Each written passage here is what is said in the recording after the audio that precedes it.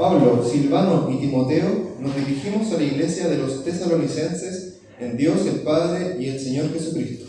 Reciban ustedes gracia y paz. Siempre damos gracias a Dios por todos ustedes y los tenemos presentes en nuestras oraciones. Constantemente nos recordamos delante de nuestro Dios y Padre por sus actos de fe, por su trabajo, que es fruto de su amor, y por su sufrida esperanza en nuestro Señor Jesucristo. Hermanos amados de Dios, sabemos que Él los ha escogido, pues nuestro Evangelio no llega a ustedes solamente en palabras, sino también en poder, en el Espíritu Santo y con plena convicción. Ustedes bien saben que cuando estuvimos entre ustedes, siempre buscamos su propio bien. Ustedes recibieron la palabra con gozo del Espíritu Santo, aún en medio de muchos sufrimientos, y llegaron a ser imitadores de nosotros y del Señor, con lo que llegaron a ser un ejemplo para todos los creyentes de Macedonia y de Acaya. Con ustedes como punto de partida, la palabra del Señor ha sido divulgada, y no solo en Macedonia y Acaya, sino también en muchos otros lugares donde se sabe de la fe que ustedes tienen en Dios. Ya no es necesario que nosotros digamos nada, porque ellos mismos hablan de lo que bien ustedes nos recibieron, y cómo se apartaron de los ídolos y se volvieron al Dios vivo y verdadero para servirlo, y esperar de los cielos a Jesús, su Hijo, a quien Dios resucitó de los muertos, ya que es quien nos libra de la ira venidera. Esta es palabra del Señor. Buenos días a cada uno de ustedes. Mi nombre es Sebastián, vengo de la iglesia St. John's junto con mi esposa Rocío, así que les mandamos un fuerte saludo y un gran abrazo desde allá. Y para comenzar, me gustaría preguntarte algo. ¿Cómo estás seguro de que eres cristiano si lo dices ser? ¿Cómo estás segura de que eres cristiana si lo dices ser? ¿Cuál sería tu respuesta? Probablemente alguna vez te lo has preguntado, o quizás alguien ya te lo preguntó, pero si no es así, déjame preguntártelo de otra forma. ¿Estás seguro de que eres cristiano? Lo que veremos hoy nos va a poder permitir entender que si somos salvos por la gracia del Señor, entonces nuestras vidas van a estar a su servicio, compartiendo su palabra, dejando de lado el pecado y los ídolos de nuestro corazón. Así que espero que el pasaje que vamos a estar analizando hoy día te permita responder a la pregunta con mayor claridad. ¿Estás seguro de que eres cristiano? Y te invito a que si tienes alguna duda en relación a lo que vamos a ver hoy día, te acerques a algún líder de la congregación o te acerques a mí para que lo podamos conversar en mayor profundidad. Así que los invito a que oremos para que el Señor pueda guiar este tiempo. Padre Celestial, te doy tantas gracias, Señor, por tu palabra. Gracias, Señor, porque nos das el privilegio y la oportunidad de poder conocerte más, poder adorarte en comunión. Gracias, Señor, por también tener este espacio para poder estar tranquilos, Señor, adorando tu nombre. Te pedimos ahora, Señor, que tu Espíritu Santo pueda transformar nuestras vidas, Señor. Habla, Señor, a nuestros corazones por medio de tu palabra, para que no solamente sea conocimiento teórico, sino que lo que estemos escuchando hoy día pueda transformar nuestras vidas. En el nombre de Jesús. Amén.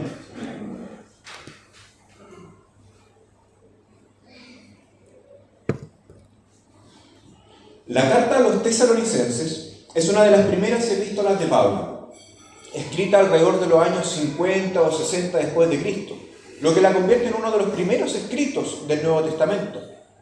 En ese momento, el apóstol se encontraba en su segundo viaje misionero, viaje que se relata en lo que leímos en la primera lectura, en Hechos capítulo 17, versículos del 1 al 10. Y a modo de resumen, por si no se acuerdan, en esos versículos se nos dice que Pablo junto con Silas llegaron a Tesalónica para predicar el Evangelio. Y algunos judíos que estaban allí, junto con una gran multitud de gentiles, o sea, de personas que no son judías, creyeron en el Evangelio, creyeron en el mensaje que en este caso Pablo junto con Silas estaban predicando. Pero también habían judíos que escucharon a Pablo y sus reacciones no fueron como aquellos que creyeron, sino que acusaron a Pablo y Silas de actuar contra los decretos de César. En ese tiempo era el emperador, ¿cierto?, del Imperio Romano. Y eso tuvo como consecuencia persecución hacia ellos y que se tuvieran que ir de la ciudad. Y ahora, en 1 Tesalonicenses, veremos que Pablo comienza su carta dando gracias a Dios por todos ellos, teniendo presente sin cesar delante de Dios y Padre la obra de fe, su trabajo de amor y la firmeza y perseverancia que han tenido en el Señor Jesucristo. Es importante mencionar que lo que leímos en Hechos nos ayuda a entender por qué Pablo, junto con Silas, dan gracias a Dios por ellos. La ciudad de Tesalónica era una ciudad predominantemente gentil y pagana, con una población que veneraba a varios dioses, por un lado de la mitología griega y también romana. Además estaba influenciada por cultos orientales y religiones misteriosas de la época, como los cultos a Cíbeles o Dionisio. Además, la presencia de templos dedicados a estos falsos dioses era muy común. Por lo tanto, la práctica de esta idolatría también era muy común y era muy extendida. Incluso, si se dieron cuenta, los mismos judíos que estaban ahí hicieron lo posible para perseguir a Pablo y Silas, haciendo que ellos se tuvieran que ir de la ciudad. ¿A nombre de quién? De César. Por lo tanto, cuando ellos se fueron, este pequeño grupo de hermanos que habían creído en el Evangelio quedó en una situación vulnerable, en un contexto, por un lado, de gran idolatría y de persecución. Por esa razón, Pablo menciona en sus oraciones la perseverancia que han tenido en el Señor Jesucristo. Ahora, ¿cómo Pablo sabe que ellos han perseverado? Una de las principales razones es que Pablo envió a su fiel seguidor, discípulo, Timoteo, a Tesalónica para saber cómo estaban.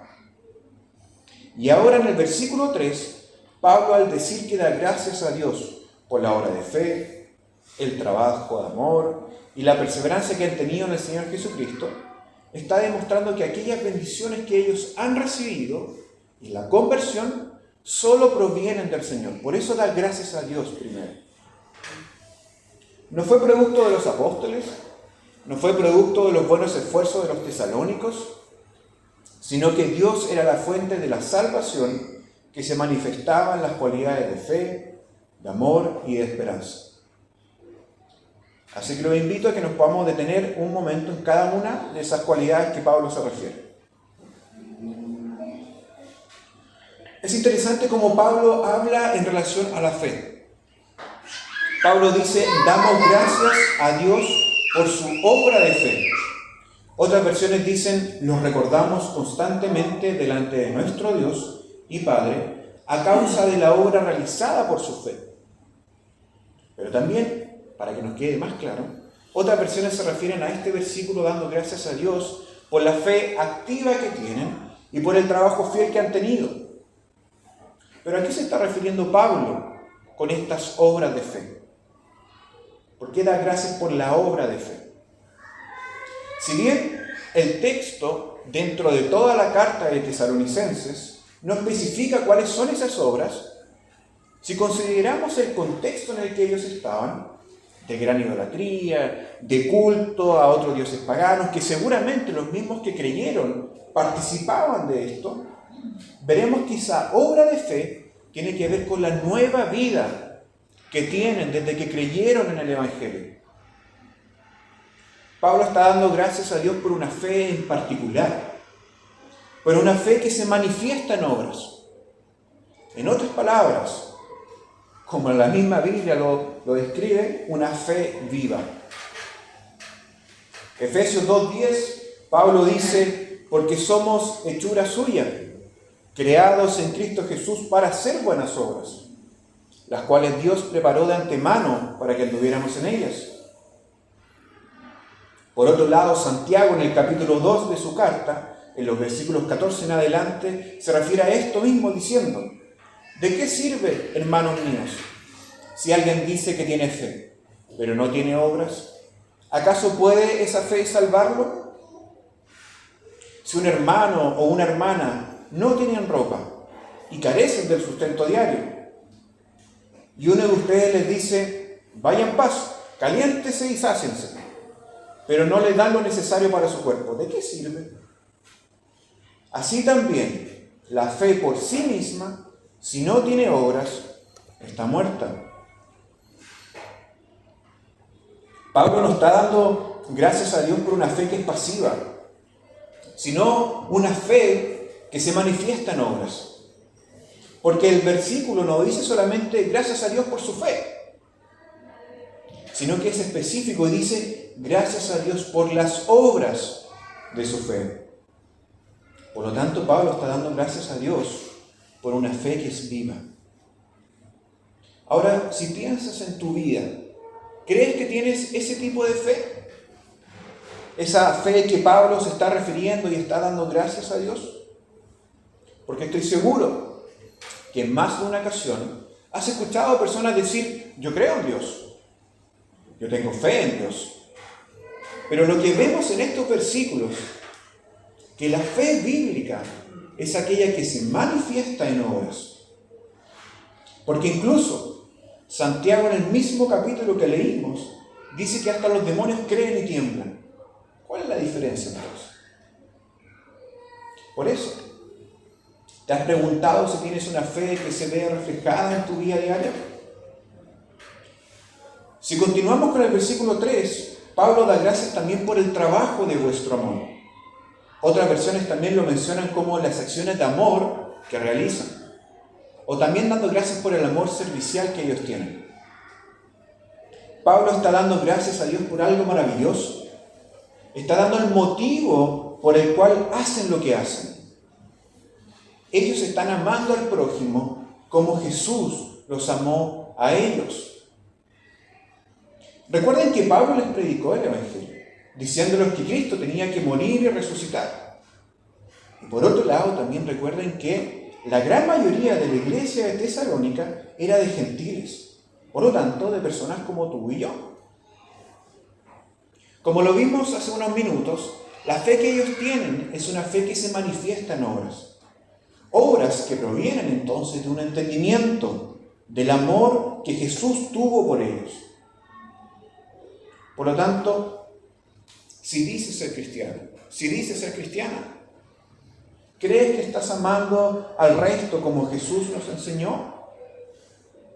No buscando el beneficio propio, ni tampoco la autoexaltación, sino la razón por la cual haces lo que haces, es por lo que Jesús hizo por ti.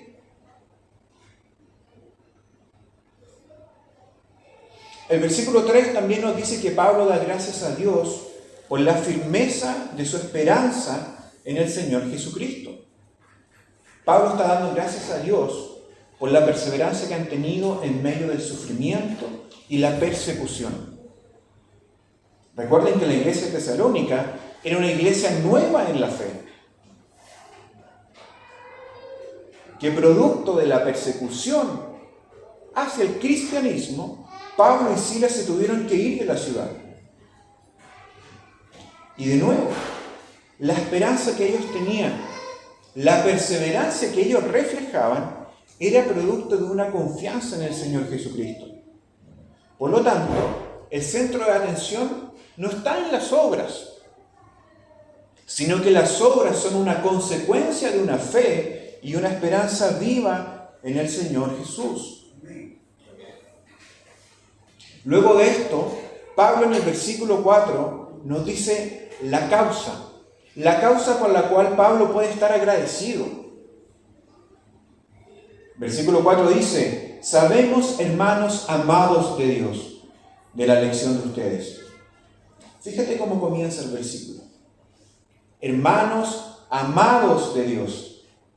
Nos dice que la elección de Dios no se encuentra en el mérito humano, sino que es producto del amor y gracia de Dios por ellos. Y el versículo 5 dice, porque nuestro evangelio no vino a ustedes solamente en palabras, sino también en poder y en el Espíritu Santo y con plena convicción. Como saben qué clase de personas demostramos ser entre ustedes por el amor que les tenemos. Pablo en este versículo no está tratando de llevarse el crédito. Aquí estoy yo soy mejor, yo vine aquí para demostrar que soy superior a ustedes. No, para nada. Pablo lo que está intentando decir es cómo se predica el Evangelio.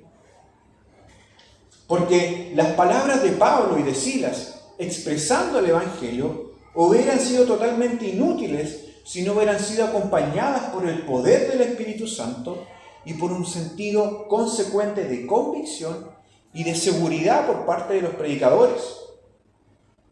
Por lo tanto, con este versículo queda clarísimo que el carácter del predicador, o sea, de la persona que habla acerca del Evangelio con otra, no necesariamente el que está parado acá hablando, es parte del mensaje que entrega.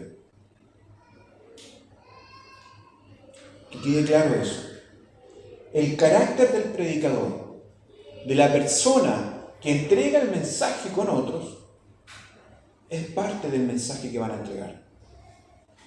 Por lo tanto, con esto los hermanos de Tesalónica podían escuchar la proclamación del Evangelio, podían ver su poder por las vidas transformadas y podían observar cómo se vive hoy día el Evangelio. Por lo tanto, querida congregación, algo que debemos preguntarnos es, primeramente, ¿estamos predicando el Evangelio? ¿Estás predicando el Evangelio con otros? Es igual de importante. ¿Cómo estás predicando ese Evangelio? ¿Solo con palabras? ¿Solo con obras? Ninguna. Porque el mensaje de Dios predicado por personas como tú y yo debe ir acompañado de una armonía, de una coherencia entre el mensaje y el carácter del predicador. ¿Cómo está tu vida en relación a esto? La iglesia de Tesalónica, como dijimos, escucharon el Evangelio, vieron su poder y vieron también cómo se vive.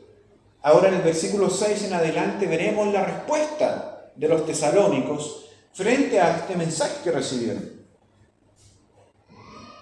Versículo 6 dice: y ustedes llegaron a ser imitadores de nosotros y del Señor, habiendo recibido la palabra en medio de mucha tribulación, con el gozo del Espíritu Santo, de tal manera que llegaron a ser un ejemplo para todos los creyentes en Macedonia y en Acaya. ¿Se fijan cómo respondieron al mensaje de salvación los tesalónicos? Se hicieron imitadores de nosotros y del Señor, aún habiendo recibido la palabra en medio de mucho sufrimiento de esta persecución que les hablaba. El sufrimiento del que se nos habla acá es aquel que proviene al responder con fe al Evangelio. Ellos conocieron lo que Jesús tuvo que padecer. Ellos conocían lo que Pablo y sus discípulos habían sufrido a causa del Evangelio. ¿Cómo es posible que ahora los mismos tesalónicos puedan responder bien a esto? De la misma forma. ¿Cómo? Algo que debemos entender es que el sufrimiento a causa del Evangelio es algo que viene de la mano con seguir a Jesús. Incluso 1 de Pedro 4:12 en adelante nos habla acerca del sufrimiento y Pedro dice: queridos hermanos, no se extrañen del fuego de la prueba que están soportando, como si fuera algo insólito. Al contrario, alégrense de tener parte en los sufrimientos de Cristo, para que también sea inmensa su gloria cuando se revele la gloria de Cristo. Pedro continúa y dice: dichosos ustedes si los insultan por causa del nombre de Cristo, porque el glorioso Espíritu de Dios reposa sobre ustedes. Querida iglesia, queridos hermanos, cuando vengan tiempos de tribulación, cuando nuestra fe se vea probada, recuerda que Cristo murió por ti en la cruz y que el Espíritu Santo está contigo hoy. Y también recuerda algo súper importante que hasta el día de hoy trato de recordármelo todos los días. Recuerda que no somos dignos ni siquiera de sufrir a causa de Cristo. ni siquiera somos dignos de sufrir a causa de Cristo. La respuesta de la iglesia de Tesalónica sin duda nos debe desafiar, porque ellos respondieron de una forma muy práctica, siendo imitadores de los apóstoles y del Señor Jesús. Por lo tanto, si piensas en tu vida, ¿a quiénes estás imitando tú? ¿Quiénes son tus modelos a seguir? ¿Quién quieres ser tú? Cuando nos preguntaban cuando chicos, ¿qué quieren ser ustedes? Ahora ustedes, ¿a quiénes están imitando? ¿A quién están imitando? El versículo no se queda ahí, sino que además nos dice que llegaron a ser un ejemplo para todos los creyentes en Macedonia y en Acaya. Y lo que Pablo nos dice aquí no es menor. Macedonia y Acaya se refiere entonces a los creyentes de Filipos, se refiere a los creyentes de Atenas, se refiere a los creyentes de Corinto y se refiere a los creyentes también de Berea. Pero si ahora lo llevamos de nuevo a nuestro contexto, ¿eres tú un ejemplo para los creyentes de esta congregación a la cual tú participas? ¿Eres un ejemplo a seguir dentro de tu familia? ¿Eres un ejemplo a seguir dentro de tu trabajo? Y esto no se trata de decir o creernos superiores a otros, para nada. Se trata de dar a conocer fielmente a Cristo. Se trata de tener un testimonio vivo de lo que ha hecho Jesús, de lo que hace y que va a seguir haciendo en nuestras vidas.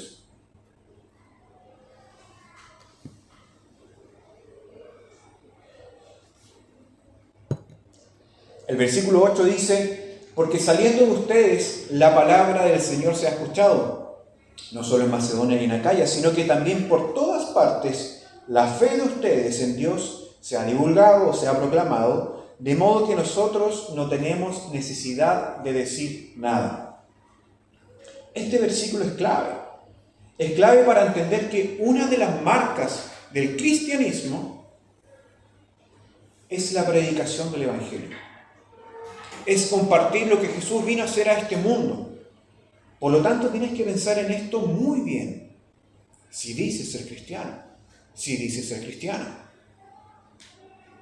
Cuando el versículo dice, nosotros no tenemos necesidad de decir nada, está diciendo que hay partes donde Pablo, donde Silas, donde Timoteo no han tenido la necesidad de compartir el Evangelio porque ellos, los tesalónicos, lo han hecho. Y esto nos debe llamar la atención, porque la vida de ellos fue transformada. Y cómo se vio esa transformación, no fue solamente decir, no, yo creo en Dios. ¿Cómo se vio eso finalmente? Predicando el Evangelio. Nuevamente, entonces, ¿estás predicando el Evangelio en el contexto donde te encuentras?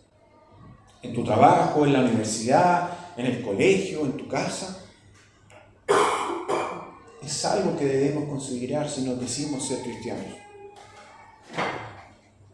El versículo 9 dice, pues ellos mismos, las personas que escucharon el Evangelio por parte de los tesalónicos, cuentan acerca de nosotros, de la acogida que tuvimos por parte de ustedes y de cómo se convirtieron a los ídolos, de los ídolos a Dios para servir al Dios vivo y verdadero. Recuerden lo que hablamos al principio. La ciudad de Tesalónica, ciudad que se caracterizaba por ser una ciudad idólatra, donde se seguían abiertamente rituales y costumbres paganas. Y lo que nos dice el versículo 9 es algo maravilloso. Esa fe que se divulgaba era la fe viva y verdadera que hablamos hace unos minutos atrás. Fíjate lo que dice el versículo. Se convirtieron de los ídolos a Dios para servir al Dios vivo y verdadero. Por lo tanto, una de las marcas del cristiano es que si han creído en el Evangelio, sus vidas entonces estarán al servicio de Dios. El versículo no dice solamente se convirtieron de los ídolos a Dios, como también delante decía que yo solo creo en Dios. No. El versículo dice se convirtieron de los ídolos a Dios para servir al Dios vivo y verdadero. ¿Recuerdas entonces la pregunta que te hice al principio? ¿Estás seguro de que eres cristiano? Fíjate en la respuesta que la palabra de Dios nos da. Se convirtieron a Dios dejando los ídolos para servir al Dios vivo y verdadero.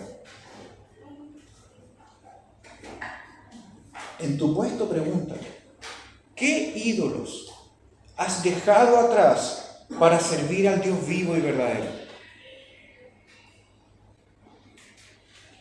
O por otro lado, ¿cuáles son tus ídolos?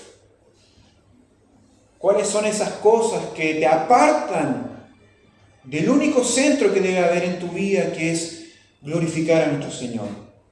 ¿Cuáles son esos ídolos? ¿Y de qué forma estás luchando con ellos?